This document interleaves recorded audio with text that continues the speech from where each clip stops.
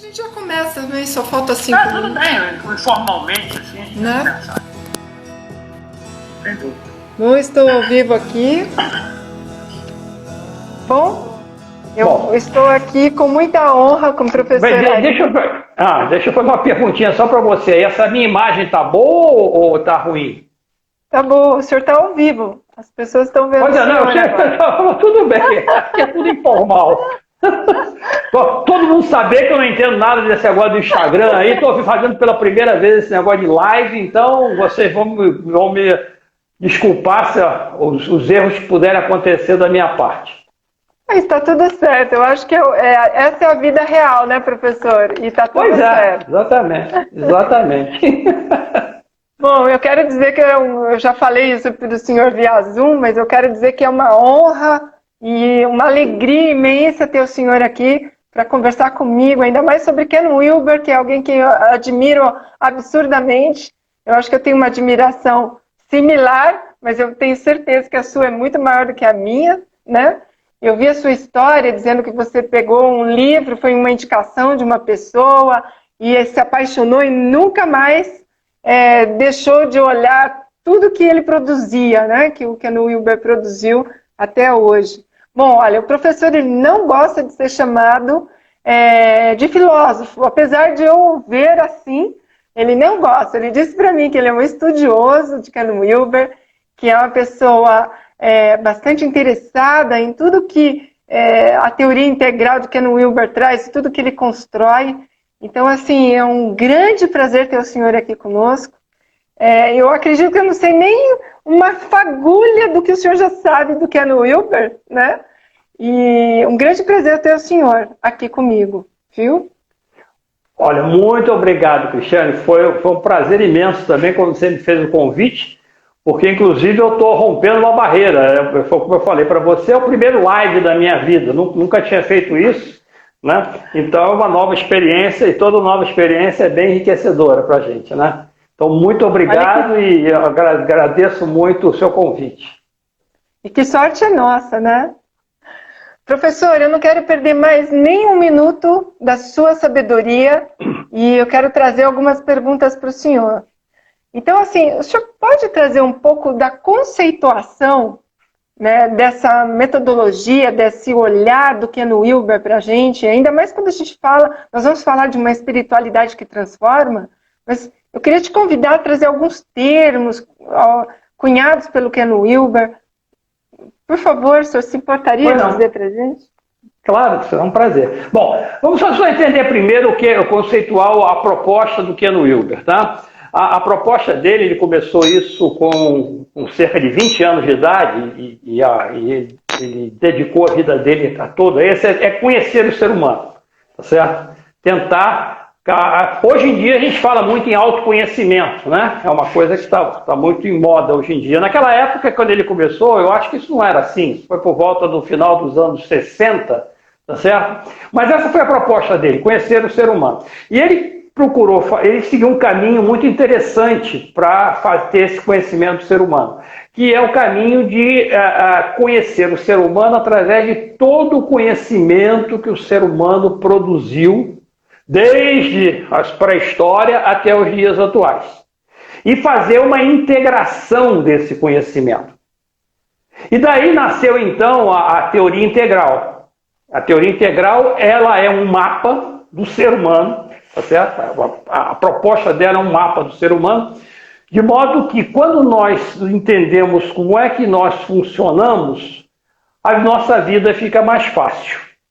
E eu costumo brincar, então, que a teoria integral é um GPS. O Ken Wilber nos deu um GPS, tá certo? Quando a gente compreende a teoria e começa a praticá-la, que isso é que é o mais importante, não é ficar na teoria, mas ir para a prática de vida integral, a nossa vida passa a ficar mais fácil.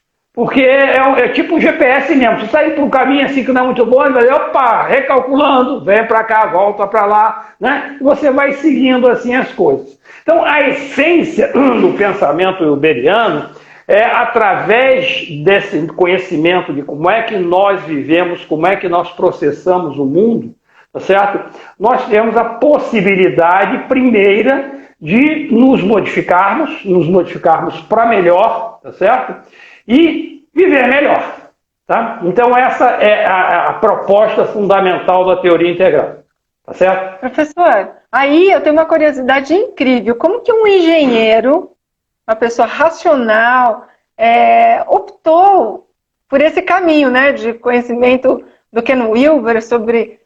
Porque ele estudou religiões, ele estudou toda a parte do misticismo, ele trouxe, né, todo um cabedal de conhecimento aí que não é muito a praia de um engenheiro, né? De um pessoal da área racional, né? Da área racional, cognitivo total, né?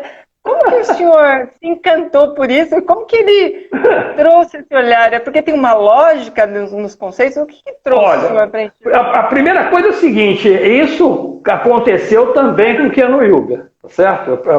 É importante a gente falar isso. O Ken Wilber, ele era uma pessoa da área das exatas, tá certo? Um aluno brilhante, ele com 20 anos ele já estava fazendo um doutorado em bioquímica, tá certo? E ele conta isso, que de repente chegou às mãos dele o Tao Te Ching, do Lao Tse. Quando ele leu o Tao Te Ching, aquilo explodiu na cabeça dele, e ele então disse assim, olha, esse mundo que está me sendo apresentado aqui é um mundo completamente diferente do que eu conheci até hoje, desse mundo racional das ciências, e eu quero seguir isso aí. Então ele jogou tudo pro alto, tá certo? Na época foi uma comoção familiar, uma comoção acadêmica, porque ele disse, olha, eu não vou seguir, vou largar tudo e vou seguir esse caminho de tentar conhecer o ser humano. Tá? Então, veja que ele já tinha essa cabeça bem racional na época. E ele aí começou a jornada dele, que foi uma jornada maravilhosa, né? Porque ele não só começou a estudar, ele começou estudando as escolas de psicologia ocidentais e as tradições de sabedoria orientais, tá certo? E daí nasceu o primeiro livro que ele escreveu aos 23 anos de idade, que foi O Espectro da Consciência, que foi um livro que na época bombou, porque na recém-criada psicologia transpessoal, ela estava bem nova naquela época, e ele seguiu esse caminho. Então veja, agora a minha posição. Eu também sou extremamente racional, tá? Mas, por outro lado, também sempre tive uma busca espiritual bastante grande, porque, de uma certa forma, eu já nasci numa família, eu sou filho temporão, já nasci numa família que meu pai era muito espiritualizado, tinha uma busca muito grande, e eu temporão, né, eu era para ter sido neto dele, não era nem para ter sido filho, era para ter sido neto, a diferença de idade era tão grande. Ele, de uma certa forma, eu conversava muito com ele, e ele me incutiu esse interesse pela busca da espiritualidade. E eu fui fazer engenharia e tudo mais. Então, quando eu conheci o Ken Wilber, eu já tinha uma busca, tá certo? Apesar de estar seguindo a carreira da engenharia, apesar de seguir ciências exatas, bem racional, tá certo? E uma das coisas que me encantou no Ken Wilber, não foi só isso foi um detalhe, mas foi um detalhe fundamental, é que o Ken Wilber é um filósofo que usa gráficos. Você nunca viu filósofos que usem gráficos, é difícil. Você pega um texto de filosofia, é um texto pesado, e o Wilber não, o Wilber usa gráfico o tempo todo. E isso já me encantou, né? Não foi só por isso que eu me encantei, né? Mas ele me encantou por isso também. Né? Então é interessante, porque o que aconteceu? Quando eu li o primeiro livro do Ken Wilber, que foi um ex-professor meu de engenharia que me deu, tá certo? Ele me deu o livro e disse, eu acho que você vai gostar desse livro aqui. Ele também era um buscador espiritual, nós nos tornamos muito amigos, era uma pessoa maravilhosa. E quando eu li aquele livro, que foi A Consciência Sem Fronteiras, aquilo explodiu na minha cabeça. Eu falei, nossa senhora, era isso aí que eu estava procurando, era isso que estava faltando. E a partir daí, então, eu comecei a estudar o Wilber, e aí foi isso aí. Professor, e falando de um mundo racional, que aqui, pelo menos no Ocidente, né, a minha percepção, não que isso seja uma verdade, mas é que somos muito mais racionais do que emocionais, né? Como que falar de uma espiritualidade que transforma, principalmente nos dias de hoje, né? Como que é isso? Como que é essa espiritualidade que transforma de Ken Wilber? Olha, a espiritualidade é uma coisa que existe desde sempre, né? Eu acho que desde que o ser humano ele se entendeu por ser humano, uma das primeiras coisas que, vamos assim, que o amedrontaram primeiramente e depois o espantaram, a reação de espanto. Imagina os primeiros homo sapiens, né? Aquela transição dos hominídeos para os homo sapiens, né? Vendo naquela época aqueles fenômenos da natureza que deveriam ser muito mais violentos do que são hoje em dia, uma natureza muito mais inóspita do que hoje em dia, a primeira sensação deles deve ter sido: existe alguma coisa superior, tá certo? Que eu não sei o que é, que eu não vejo e que me mete muito medo. Porque, olha, é trovão, é raio, é maremoto, é terremoto, isso aí alguém é responsável por isso. Então, essa é a primeira sensação de espiritualidade que o ser humano teve, tá certo? E a partir daí, então, ele começou uma busca por tentar compreender isso. Então, e essa busca vem desde sempre, através principalmente da filosofia e das tradições de sabedoria, das tradições espirituais. Essa busca vem desde essa época. E como nós estamos num processo evolutivo, tá certo? A nossa ciência já diz isso, quer dizer, a ciência hoje nos mostra que o universo como um todo nasceu de um Big Bang, nasceu de um ponto fundamental, e desde então esse ponto fundamental vem sofrendo um processo evolutivo, passando pela matéria, pela vida, até chegar ao ser humano, tá certo? E nós, seres humanos, continuamos essa evolução. Então, essa busca de tentar compreender esse algo superior, que nós podemos chamar de espiritualidade, também vem evoluindo com o ser humano. Isso é que é uma coisa fundamental.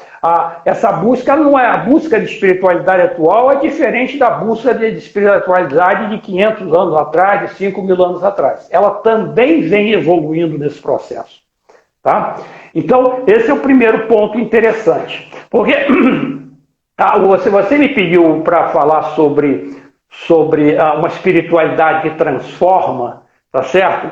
Mas para isso, antes, a gente precisa conceituar, apresentar alguns conceitos do Ken Wilber para a gente poder fazer essa conceituação do que é essa espiritualidade que transforma.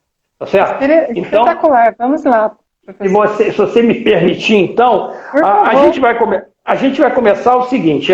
Eu falei para você, o processo da evolução é um processo que vem acontecendo desde o Big Bang, tá certo? E essa evolução, então, nós podemos, vamos dizer, dividi-la em 3 grandes estágios, vamos dizer assim, 3 macro estágios. Um estágio que nós chamamos de pré-pessoal, que vem desde da matéria, tá certo? Até quando se formou a matéria, após o Big Bang, os primeiros astros, etc. e tal, e depois quando surgiu a vida aqui na Terra. Então essas 2 primeiras, a matéria e a vida, nós consideramos estágios pré-pessoais. Porque depois, quando o ser humano surgiu, tá certo? Então, esse surgimento do ser humano, que é a nossa situação atual, nós chamamos que existem diferentes estágios pessoais, tá certo? E por enquanto nós vamos ficar só com esses 2 grandes estágios aí. Então, todos nós, ou a grande maioria dos seres humanos, estamos em diferentes estágios dentro desse macro estágio pessoal, tá certo? Essa é a primeira coisa que eu queria chamar a atenção para nós, tá? E veja, existe um processo nessa evolução, que é um processo muito parecido assim, como se a gente tivesse... se a gente visse a evolução como se fosse um edifício de infinitos andares, tá certo? Então, o que acontece é o seguinte, a proposta dessa evolução seria nós irmos conhecendo esses andares, mas isso tem que ser feito aos poucos. Então, eu estou no primeiro andar da evolução. Quando eu estou nesse primeiro andar, eu não conheço nada. Eu estou num estado ali de praticamente de fusão com aquele primeiro andar.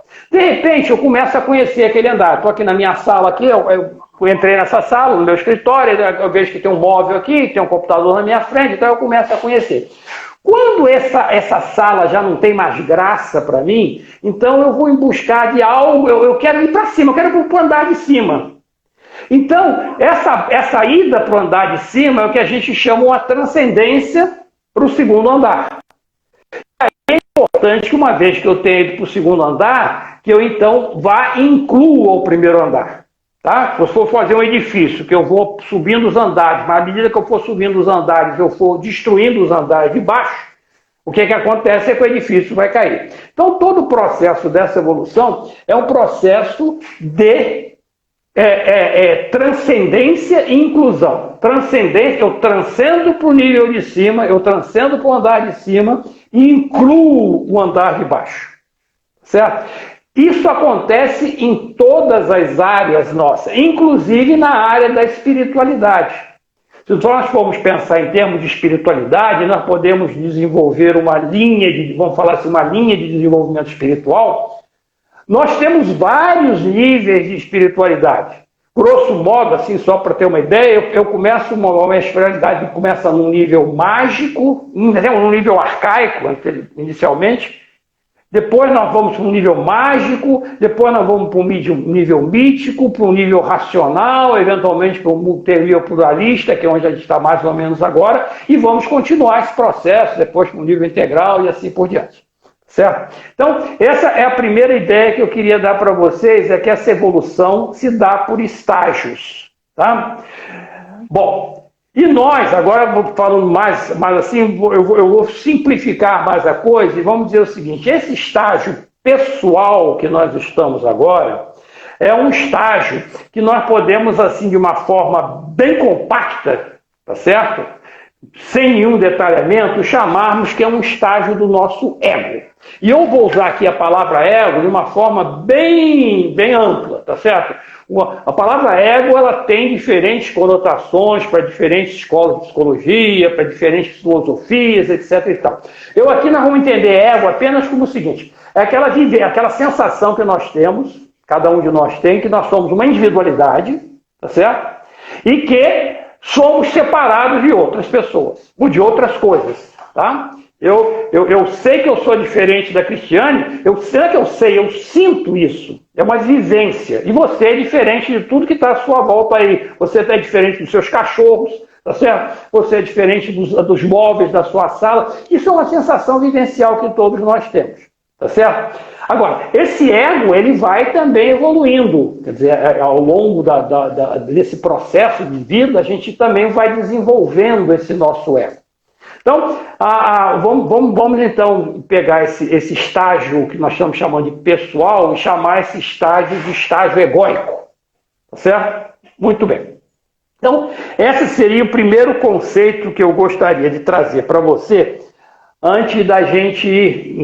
Eu estou preparando todo o terreno para depois falar numa espiritualidade que transforma. Mas é importante a gente ter esses conceitos. O segundo conceito que eu queria trazer é o conceito de legitimidade e de autenticidade. Tá certo? Veja, nós, no processo evolutivo, nós podemos chegar num determinado estágio, num determinado nível, e nós vamos ficar naquele nível, passeando por aquele nível, tá certo? Até conhecer aquele determinado nível, até conhecer aquele determinado andar, naquele exemplo que eu dei. Antes que eu possa, então, transcender para o andar de cima. Porque enquanto eu estiver conhecendo aquele andar, eu não tenho muito interesse em conhecer o andar de cima, certo? Aí quando eu já estou com aquele andar mais ou menos bem conhecido, aí é que começa o meu interesse. Puxa vida, o que tem no andar de cima? Então, esse processo é um processo horizontal, é como se eu estivesse passeando naquele andar, tá certo? Então, isso é o que nós chamamos um processo de translação, tá? Eu estou transladando eu estou passeando por aquele andar. E quando, então, eu passo para um processo, quando eu passo para o andar de cima, eu aí tive um processo de transformação. Então, essa ideia da translação e da transformação é que vai nos levar mais tarde a esse conceito de energia, de religião translativa e transformativa. Tá? Professor, tem uma colocação aqui do Márcio Cabe. O desafio é que quando novas tendências surgem e viram tendência, as pessoas entendem no racional, mas não no coração. Mas o ego faz com que ela queira dizer que evoluiu. Sim, são as duas coisas. Aliás, então, Márcio, nós estamos pensando. Porque a coisa vai ficando mais complicada. Não queria entrar nesses detalhes, tá certo? Nós temos diferentes potenciais a desenvolver no mundo. Que esses potenciais, dentro da teoria integral, a gente chama de linhas de desenvolvimento. E nós desenvolvemos esses potenciais através de diferentes níveis. Então, veja, o que você chamou a atenção aqui caracteriza duas linhas de desenvolvimento. Uma linha que nós chamamos a linha cognitiva, que vai nos levar a um entendimento racional das coisas, e outra linha que nós poderíamos chamar de linha de desenvolvimento emocional. Tá? Em que aí você vai sentir em maior ou menor grau aquilo que você acredita da linha cognitiva. E, obviamente, o nosso desenvolvimento vai dando nas diferentes linhas de diferentes formas. Eu posso estar muito evoluído numa linha cognitiva, por exemplo, e pouco evoluído numa linha racional, ou menos evoluído numa linha espiritual, que é outra linha, ou menos evoluído ainda numa linha interpessoal, que é como eu me relaciono com as pessoas. Então, essa já é uma complexidade maior desse processo, que eu não queria entrar em detalhes aqui, porque senão aí a gente vai se perder no foco da proposta, dessa conversa. Porém, você está certo. Normalmente, nós primeiros cremos ou pensamos racionalmente, para depois, numa segunda etapa, nós conseguimos vivenciar aquilo emocionalmente. Tá? E é natural, isso faz parte da evolução. Tá? Bom, então veja, o outro conceito que eu queria dar para vocês, antes da gente entrar propriamente na religião translativa e transformativa, certo? É o conceito de legitimidade e autenticidade. Tá? Vejam, esses conceitos, quando eu vou falar em legitimidade e autenticidade aqui para você, dentro do como Wilber conceitua. Se você for, por exemplo, no dicionário, você vai achar outras definições para a palavra legitimidade e para a palavra autenticidade. Tá? Então, eu vou conceituar o que o Wilber definiu como legitimidade e como autenticidade. Tá certo? Então, vamos lá. A legitimidade nós dizemos que uma ideia ou um líder é mais legítimo quanto mais essa ideia for aceita por um maior número de pessoas. Então, essa ideia será mais legítima se ela tiver um maior número de seguidores. Agora, o negócio de seguidor aí da internet, aí, esses blogs, essas coisas todas, os blogueiros aí, as pessoas que estão seguindo, elas serão mais legítimas quanto mais seguidores tiverem. Esse é o conceito de legitimidade do Wilber, tá certo? Então, vejam que esse é um conceito horizontal, uma escala horizontal nesse processo, tá? À medida que a minha ideia for se difundindo e for sendo mais aceita, ela vai se tornando mais legítima do que outra ideia ou outra pessoa que tiver o menor número de seguidores. Tá certo? Então, esse é o conceito de legitimidade. O conceito de autenticidade é uma escala vertical. A autenticidade vai medir a profundidade ou a elevação da minha ideia. Tá certo? Então, quanto mais autêntico eu for, quanto a minha ideia for mais profunda ou mais elevada, tá certo? Ela vai ser mais autêntica. Tá? Então, esses dois conceitos de legitimidade e autenticidade vão nos ajudar muito a entender essas duas religiões, a translativa e a transformativa. Tá certo? Bom, Mas antes, para dar um exemplo assim, bem simples, eu vou pegar 3 líderes mundiais e vou mostrar como é que a gente pode brincar com essas coisas que aconteceram ao longo da história. Então veja o seguinte, vamos pegar o Hitler. O Hitler foi um líder legítimo, mas ele não foi um líder autêntico. Isto é, ele foi na época dele, naquela época, num contexto histórico, naquela época, praticamente todo o povo alemão aceitou e seguiu as ideias do Hitler. Então, isso mostra uma grande legitimidade dele. Porém, a mensagem dele era uma mensagem totalmente não autêntica. Uma mensagem de uma superficialidade total, né? Até uma mensagem até patológica, certo? Então, o Hitler é um exemplo de um líder que foi autêntico, que foi legítimo, porém não foi autêntico. Se o Hitler vivesse hoje, por exemplo, hoje na Alemanha, por exemplo, o Hitler não é mais um líder legítimo. A grande maioria do povo alemão renega as ideias do Hitler. Ele continua não sendo autêntico e ele também hoje, se fosse hoje, ele também não seria legítimo. Um segundo líder...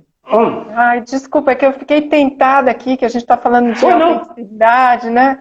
Eu tenho uma parte do texto, né, que está no seu site, que eu achei incrível, porque a transformação autêntica não é uma questão de crença, e sim morte do crente. Isso para mim está... Eu não queria que o senhor fosse embora antes de falar sobre Vamos chegar lá quando a gente for falar das duas religiões, a gente vai chegar lá. Você me lembra de novo, na hora você me lembra disso. Bom, então veja, então o Hitler era um líder que foi legítimo, mas não foi autêntico. Agora vamos pegar um outro líder que foi o contrário. Ele foi autêntico, porém não foi legítimo. Tá certo? Ele trouxe uma mensagem extremamente profunda, porém não foi aceito à sua época pela sua comunidade. Esse líder foi Jesus. Tá? Jesus trouxe uma mensagem extremamente profunda, extremamente elevada, mas, no entanto, não foi aceito naquela época pela sua comunidade, a ponto que foi até crucificado. Então, o segundo exemplo é o exemplo do líder autêntico, porém que não foi legítimo. Tá? O terceiro exemplo é o exemplo de um líder que foi ao mesmo tempo autêntico e legítimo à sua época. Tá certo? Quem foi esse líder? Entre muitos outros, estou dando exemplo de algum, foi o Gandhi. O Gandhi, ele trouxe uma mensagem extremamente profunda, a mensagem da não violência, tá certo? Da obediência civil, da igualdade entre todos, tá certo? E também na época dele, na época da independência da Índia, naquele período, ele foi aceito por praticamente todo o povo indiano. Então, ele ligou a sua autenticidade a uma legitimidade. Mas essa legitimidade do Gandhi só aconteceu até a independência da Índia. Porque a partir da independência da Índia, houve a cisão entre os muçulmanos e os indianos, tá certo? Os hindus, houve aquela guerra civil, aí criou-se o Paquistão, etc, etc e tal. Então, esse conceito de legitimidade e autenticidade vai ser fundamental aqui para nós entendermos os tipos de religião. Tá certo? A autenticidade, a legitimidade é uma escala horizontal e a autenticidade é uma escala vertical. Tá bom? Bom, então eu acho que com isso, então, aqui, agora a gente podia chegar a começar a definir as funções da religião, tá certo? O Wilber fala que a religião, e a gente está falando de religião no seu sentido mais amplo, tá certo? Ela tem duas funções básicas. Uma função que ele chama de translação, e a outra função de transformação. Então veja, translação, nós como pegamos assim, eu vou ficar naquele naquele meu andar, tá certo? Eu vou passear ali, tá certo? E a transformação eu vou transcender para o andar de cima. Então, essas duas religiões, elas são importantíssimas, ambas são importantíssimas, porém, o que nós podemos dizer é que hoje em dia, praticamente todas as religiões institucionalizadas, elas são religiões translativas, qualquer que seja a tradição, tá certo?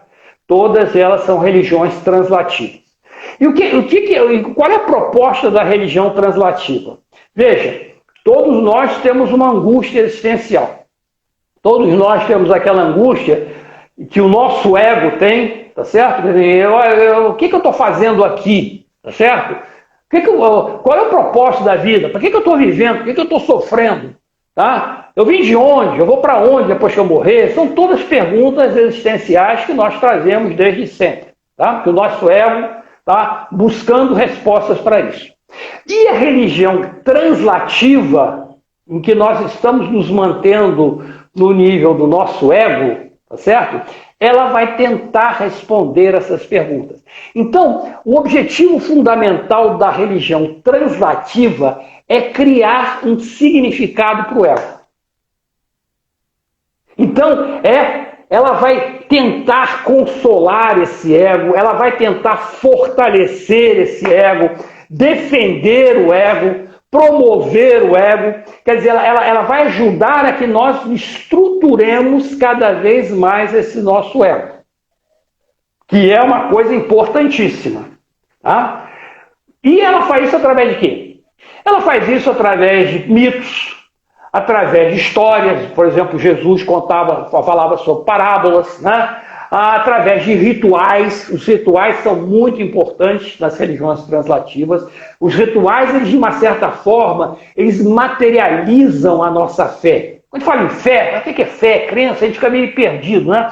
Quando você participa de um ritual, parece que realmente você está materializando a sua fé. Ele age profundamente em nós de alguma forma que a gente parece que a gente pega na nossa crença, tá certo? E através de dogmas.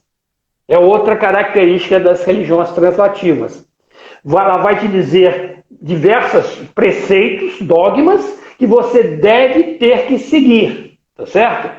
Se você quiser ser salvo. Então tem o conceito da salvação aí. E a salvação da religião translativa é uma salvação que vem de fora. Nas religiões translativas, nós estamos em busca ou esperando, eventualmente, um salvador, aquele que vem nos salvar. É o que o filósofo Humberto Roden, um filósofo brasileiro maravilhoso, chamava da alo-redenção. Nós estamos em... Alguém vem nos salvar. Os exemplos clássicos estão lá dentro da nossa tradição. Até hoje, o judaísmo está esperando o Messias, que vem salvar.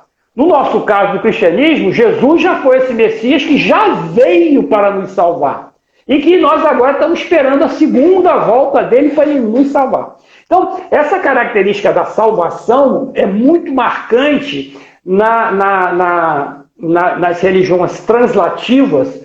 E para que nós sejamos salvos, então o que nós temos que fazer? Nós temos que aceitar os dogmas, nós temos que seguir os rituais, etc, etc, etc e tal. Senão nós não seremos salvos. Certo? Então, essa religião translativa é uma religião que ela se caracteriza por um movimento horizontal, uma maior ou menor legitimidade. Todas essas religiões translativas que nós vemos, e a grande maioria, o que elas são em busca? Elas são em busca de aumentar o número de fiéis, aumentar o número de seguidores, tá certo? Elas estão em busca de um proselitismo no sentido de trazer mais para a sua religião, porque eu acredito que a minha religião é a única que salva. E que o meu Deus é o único que salva. Então eu vou querer trazer cada vez mais gente para a minha religião. E com isso aumentar a legitimidade da minha religião. Essa religião translativa, ela é importantíssima. Por quê? Porque, historicamente, ela foi a maior cola social da humanidade. Todas as culturas, todas as sociedades, elas se mantiveram aglutinadas graças a essa religião translativa, qualquer que seja a cultura, a época histórica, etc. e tal. Tá? Então, essas são as características da religião translativa. Muito bem. Até aqui tudo bem? Tudo ótimo. Bom, o pessoal, então, inclusive, agora hein? A Darcy até pediu para a gente nem perguntar nada, porque ela quer ouvir o senhor até o final. Então eu acho que ela está certa. Vamos escutar o senhor até o final, porque eu estou aqui super feliz de estar ouvindo o senhor. Vamos lá. Estamos no seu então tempo. agora nós vamos dar um salto para a religião transformativa, que é, vamos dizer, que é o objetivo dessa nossa conversa hoje. Você me propôs falar sobre a religião transformativa. Então agora, veja o seguinte, eu falei para vocês, nós viemos num estado pré-pessoal, pré-egóico, quando nós nascemos, o bebezinho quando nasce está num estado pré-egóico, tá certo? E aí, a partir dos 2 anos de idade, ele vai começando a formar a sua individualidade, a sua personalidade, etc. e tal, ele vai formando o seu ego, e à medida que a gente vai vivendo, até a idade madura, até morrer, nós estamos formando o nosso ego, estamos desenvolvendo esse nosso ego. Então, nós estamos saindo de um estado pré-egóico para um estado egóico, tá certo? Agora, vai chegar uma hora, para algumas pessoas, não para todas, em que vai começar a dar uma comichão na gente, tá certo? Que é a comichão e que eu quero ir além do ego. Eu quero transcender o meu ego. E aí, então, eu quero ir para aquilo que nós chamamos um estado transegóico, um estado transpessoal. Então eu saio do pré-pessoal para o pessoal e eventualmente eu quero ir agora para o transpessoal. E nessa hora é que entra a religião transformativa. O que é a religião transformativa? Ela vai fazer o seguinte, o objetivo fundamental dela é transcender o ego. É ir além do ego. Metaforicamente falando, é morrer para o ego. Na verdade, essa morte é uma metáfora, porque dentro daquela ideia de transcendência e inclusão, quando eu transcendo para um estágio transpessoal, meu ego continua existindo, tá? Só que eu agora serei o meu ego e mais alguma coisa. Então, isso é a função ou objetivo fundamental da religião transformativa, tá? Ela quer o quê? O propósito da religião transformativa agora é transcender o ego. É nós nos desapegarmos do nosso ego para poder ir para um estágio transegóico. Então, diferentemente da religião translativa, a religião transformativa ela vai desafiar o meu ego, ela vai interpelar o meu ego, ela vai tentar desmontar minha interpretação egóica, porque todo esse processo é o processo de eu estar me desapegando do meu ego para transcender para algo além do ego. Tá? E, obviamente, isso é uma coisa extremamente difícil. Tá? Então, o que a religião transformativa traz? Ela busca estados de transpessoalidade. E para isso, então, ela tem todas as técnicas, né, de práticas espirituais específicas, práticas meditativas, práticas contemplativas, no sentido de nós tentarmos transcender o nosso ego e atingirmos estados de transpessoalidade. Então, veja, essa religião transformativa é um movimento que leva a uma maior autenticidade. Porque agora eu quero me aprofundar mais ou me elevar mais. A religião translativa não, eu vou ficar sempre ali, né? Ela busca mais legitimidade. A religião transformativa está em busca de maior autenticidade. Eu transcender o meu ego. E, historicamente, ela sempre teve muito pouca legitimidade. São poucas as pessoas ainda hoje no mundo que já de alguma forma conseguiram atingir estados transegóicos. É uma coisa muito rara, que exige, se você realmente quiser se desenvolver, praticamente uma proposta para a vida inteira, tá certo? E lembrando, quando a gente fala assim, o sujeito é iluminado, né? Você comentou antes da nossa conversa, a iluminação, que é um termo muito mais abrangente, é muito mais complexo do que isso, mas só para nós ficarmos aqui, nesse processo de uma boa pessoalidade, existem diferentes estágios que você vai seguindo. Você não se ilumina de uma hora para outra, já chega no estágio mais elevado de iluminação. Não, as próprias tradições, e nesse ponto as tradições orientais, elas fizeram um estudo muito mais profundo que as tradições ocidentais nesse aspecto, tá certo? Você vai se desenvolvendo por estágios transpessoais, estágios transegóicos, tá?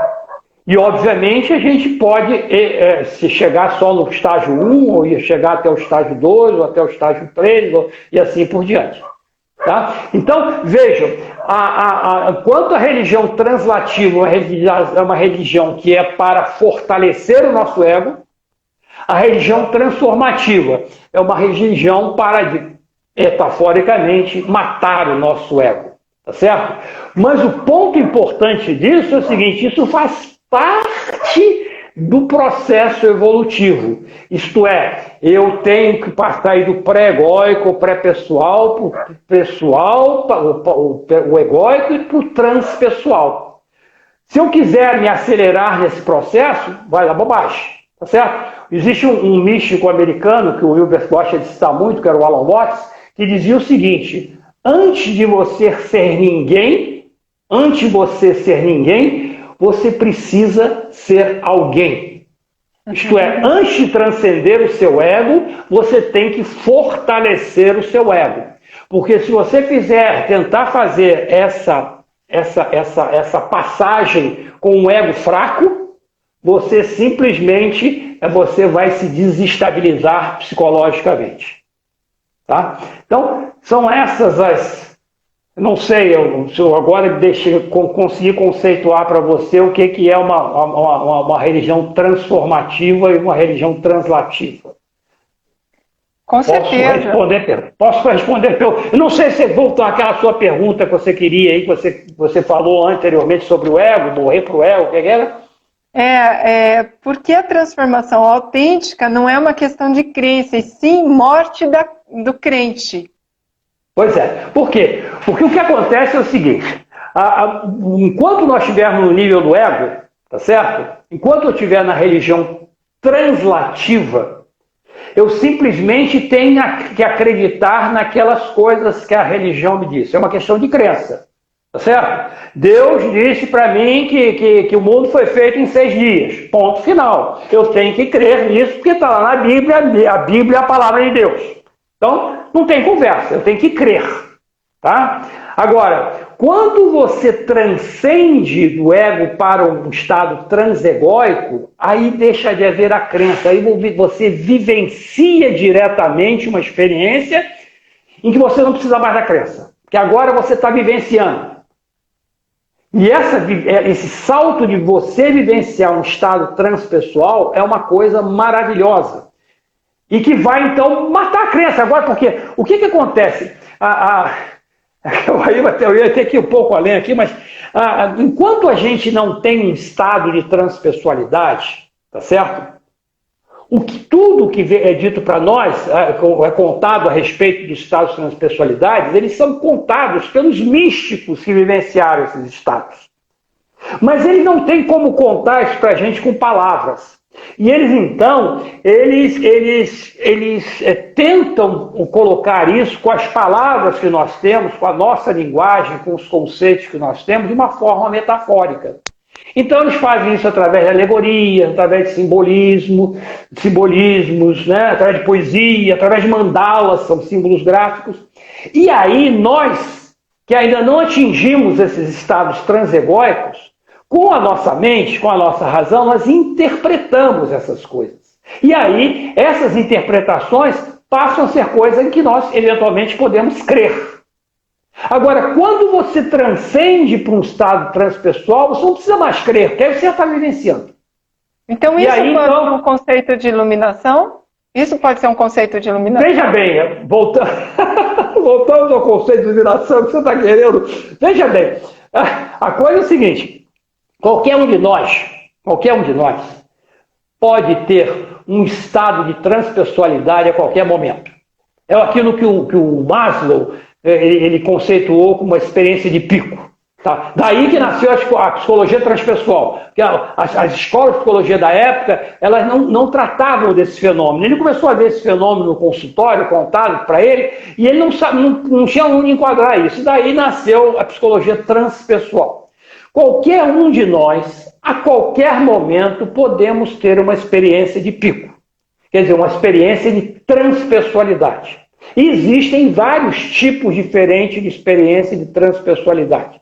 Certo? Eu vou dar só um exemplo bem simples, assim, por exemplo, você está olhando um pôr do sol, de repente você fala assim, puxa vida, o que aconteceu? Eu não sei nem explicar, eu estava olhando o sol, assim, de repente eu senti que eu e o sol éramos um. Eu tive uma experiência de unidade com o sol. Olhando para uma árvore, de repente, eu e a árvore éramos um. Então, eu tive uma experiência de unidade com essa árvore. Então, isso é uma coisa que é uma experiência de pico, porque ela vai e volta.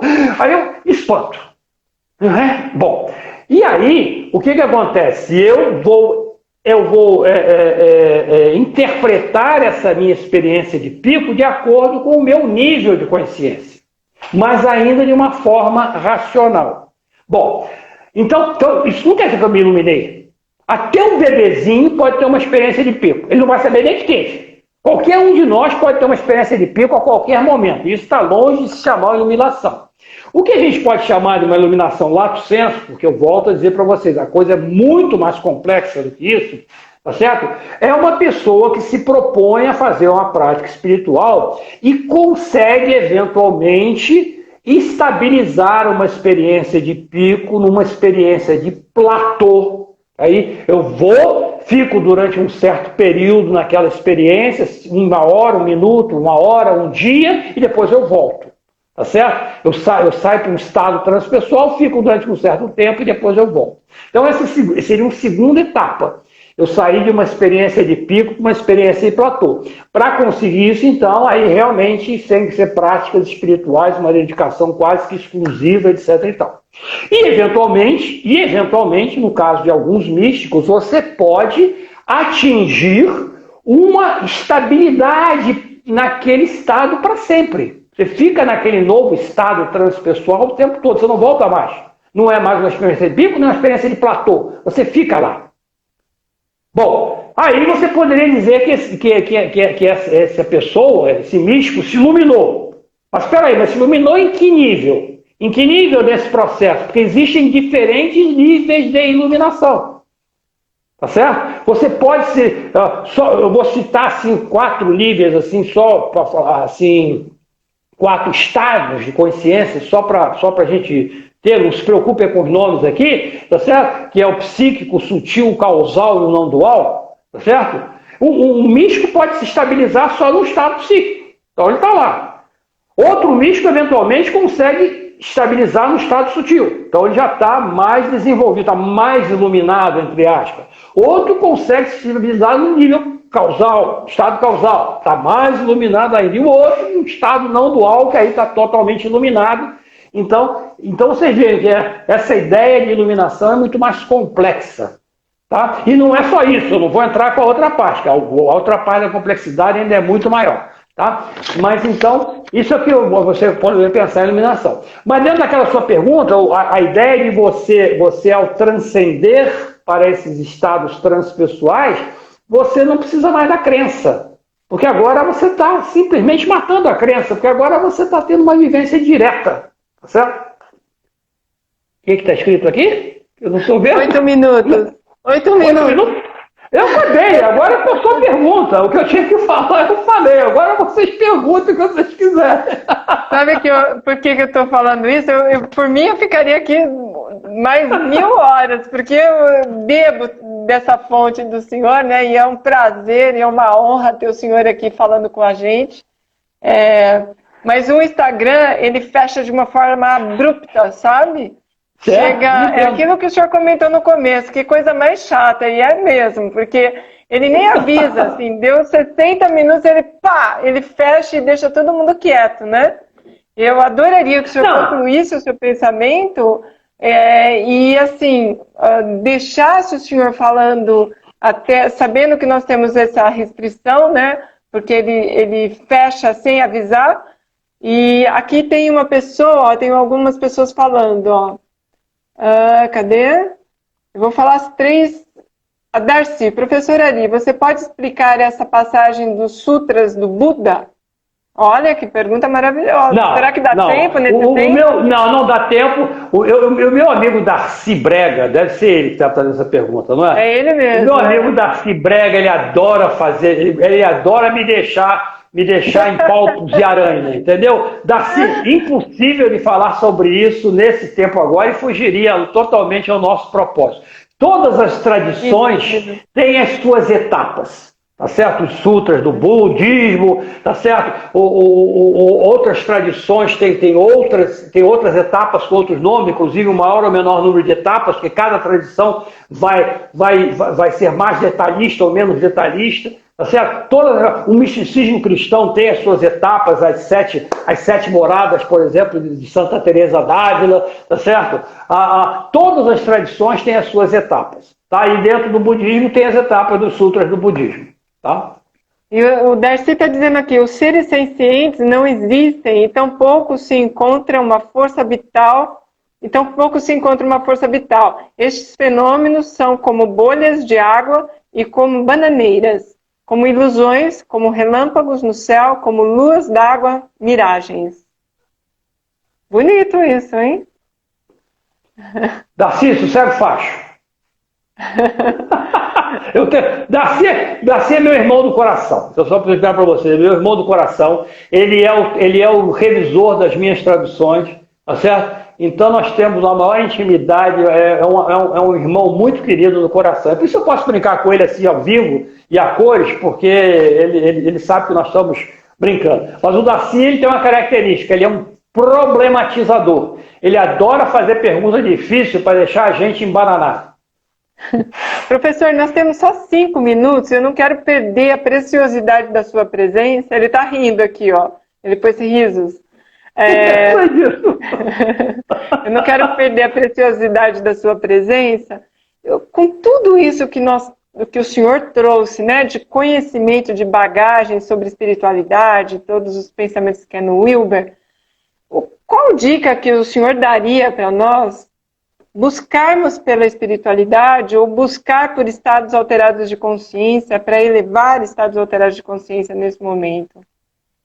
Veja, olha, existem metodologias, tá certo?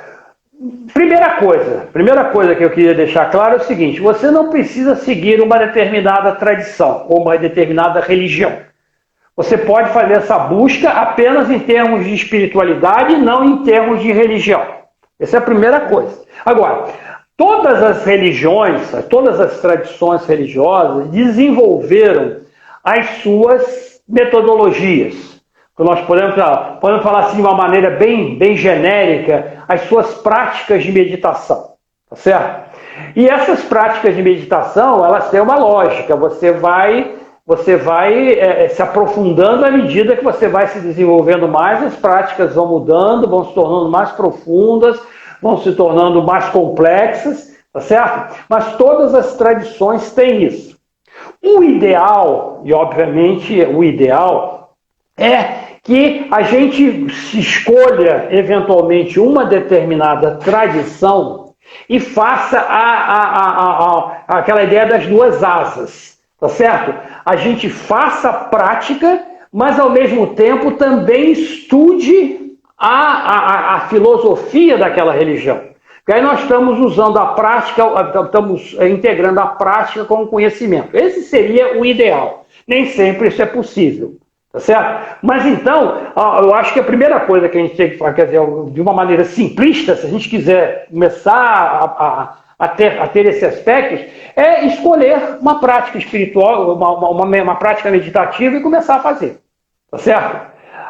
O ocidental, aí vem uma crítica, o oriental, ele, de uma certa forma, ele se especializou muito nessa parte de se desenvolver em termos de estados de consciência. Tá certo? E quando eu digo oriental, é uma minoria, no texto lá é 0,00001%, tá certo? É uma minoria, não quer dizer, não, a nossa tendência é achar que todos os orientais são iluminados, não são. A grande maioria está no nosso nível do ego aqui e estamos conversando, tá? Mas o oriental estudou isso muito, tá certo? E trouxe um mapeamento e práticas para todos nós. Nós importamos isso do Oriente. A partir da década de 60, nós importamos isso do Oriente. E aqui no Ocidente, como o nosso foco é muito mais pragmático, vamos dizer assim, nós passamos a usar as práticas meditativas muito mais, não para uma busca espiritual. Nós passamos a usá-la em função dos efeitos colaterais que ela dá. Então você vê, hoje em dia, se todas as empresas, ou grande parte das empresas, incentivam os seus funcionários a meditar, tem sala de meditação, tem sala de... Por quê? Porque os efeitos colaterais de uma prática meditativa é você ficar mais tranquilo, aumentar a sua credibilidade, você diminuir o seu colesterol, tá certo? Todas essas características. Então, nós falamos desse prático. Mas, então, repetindo assim, se vocês querem buscar isso, façam uma prática de meditação. Qualquer um, escolha uma linha, tá certo? Faça uma prática de meditação. Agora, fazer prática de meditação não é simplesmente fazer um curso de final de semana, tipo do Mindfulness. Então no curso aqueles 2 dias você fica lá praticando e tal, sai de lá, vou praticar. Uma semana depois você não faz mais, porque não tem tempo, porque tem que fazer outra coisa, não sei mais, não é isso. Tá certo? Tem que ter perseverança. Tem faltando 21 segundos. Eu tô desesperada aqui, porque vai fechar. O que eu posso fazer? Acabei, não tenho mais o que falar. Seja perseverante na sua prática meditativa. Pronto. Querido, muita gratidão. É sempre um grande prazer. E ele vai encerrar daqui 2 minutos.